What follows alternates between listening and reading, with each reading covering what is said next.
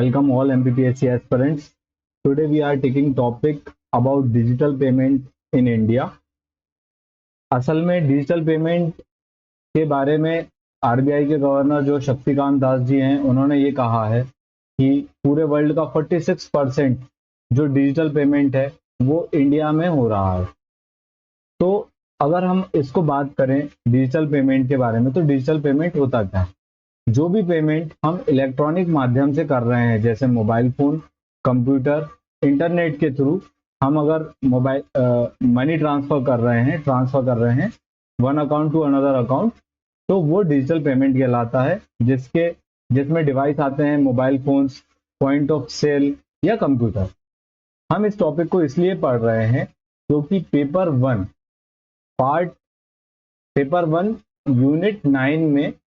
Paper one unit 9 में ये ICT में आता है, और मेंस के पेपर 3 में पार्ट बी यूनिट 2 का टॉपिक है आईसीटी, जिसमें डिजिटल पेमेंट पूछा जा सकता है। हम अगर आगे बात करते हैं डिजिटल पेमेंट्स के क्या मोड्स हैं। डिजिटल पेमेंट के मोड्स की अगर हम बात करें तो यूनिफाइड पेमेंट इंटरफेस, जिसे हम यूपीआई बोलते हैं, यूपीआई 2016 में लॉन्च किया गया था। लॉन्च किसने किया था? एनपीसीआई ने, national payment corporation of India. इसका फुल फॉर्म बहुत इंपॉर्टेंट है, प्रीलिम्स में पूछा जा सकता है। इससे रियल टाइम पेमेंट होता है, peer to peer and merchant payments हम इससे कर सकते हैं। जैसे कि हम किसी दोस्त को या किसी को पेमेंट कर रहे हैं, या हम किसी शॉप पे जाके पेमेंट कर रहे हैं, तो वो मर्चेंट पेमेंट कहलाता है। जैसे कि भीम ऐप है, यूपीआई 123 पे ऐप है, यूपीआई लाइट ऐप है। इसके बाद जो अदर मोड हैं, जैसे कि कार्ड के थ्रू पेमेंट करना, जैसे debit card, credit card and Rupa card. इसके अलावा भी कुछ अदर मेथड्स हैं डिजिटल पेमेंट के, जैसे आईएमपीएस, इसका फुल फॉर्म बहुत इंपॉर्टेंट है, इमीडिएट पेमेंट सर्विस। आधार इनेबल पेमेंट सिस्टम, ये भी बहुत इंपॉर्टेंट है, एंड मोबाइल वॉलेट के थ्रू पेमेंट करना। आगे बढ़ते हैं, कंपोनेंट्स की बात करें हम, डिजिटल पेमेंट्स के कौन कौन से कंपोनेंट होते हैं। तो एक होता है जन धन अकाउंट, एक होता है आधार, और एक होता है मोबाइल। ये तीन मेन चीजें हैं जिसको मिला के जैम ट्रिनिटी बना हुआ है। जैम ट्रिनिटी की अगर हम बात करें तो Jan Dhan account and Aadhaar and mobile. For Jan Dhan account जो है वो फाइनेंशियल इंक्लूजन के लिए है, आधार जो है वो यूनिक आइडेंटिफिकेशन प्रोवाइड करता है, और मोबाइल जो है वो डिजिटल कनेक्टिविटी प्रोवाइड करता है। इसके आगे अगर हम बात करते हैं कंपोनेंट्स की, तो यूनिफाइड पेमेंट इंटरफेस, जिसको हम यूपीआई बोलते हैं, यूपीआई 2016 में national payment corporation of India ने लॉन्च किया था। ये पब्लिक प्राइवेट पार्टनरशिप के थ्रू लॉन्च किया गया है। डिजिटल पेमेंट्स जिससे डायरेक्ट बैंक अकाउंट में पेमेंट होती है और वो बैंक अकाउंट से लिंक होता है। आगे बढ़ते हैं, national payment corporation of India का रोल क्या है। National payment corporation of India असल में एक नॉन प्रॉफिट कंपनी है, जो कि आरबीआई और इंडियन बैंक एसोसिएशन ने मिलकर बनाया है, ताकि real payment and settlement system of India develop हो सके या मैनेज किया जा सके। आगे बढ़ते हैं, डिजिटल पेमेंट के क्या सिग्निफिकेंस है। तो फाइनेंशियल इंक्लूजन एक डिजिटल पेमेंट का सिग्निफिकेंस है। लास्ट माइल एक्सेस, जैसे कि रिमोट एरियाज और दूर दराज के इलाकों में पेमेंट की सुविधा प्रोवाइड करता है डिजिटल पेमेंट। इससे कैश के ऊपर रिलायबिलिटी कम हो जाती है, टैक्स की अर्निंग ज्यादा होती है, लोग ऑनलाइन टैक्स पे कर सकते हैं। इसके अलावा जो बात करें तो इनिशिएटिव्स क्या हैं डिजिटल पेमेंट ऑफ इंडिया के, वो है यूपीआई यूनिफाइड पेमेंट इंटरफेस, ये हम आगे पढ़ चुके हैं।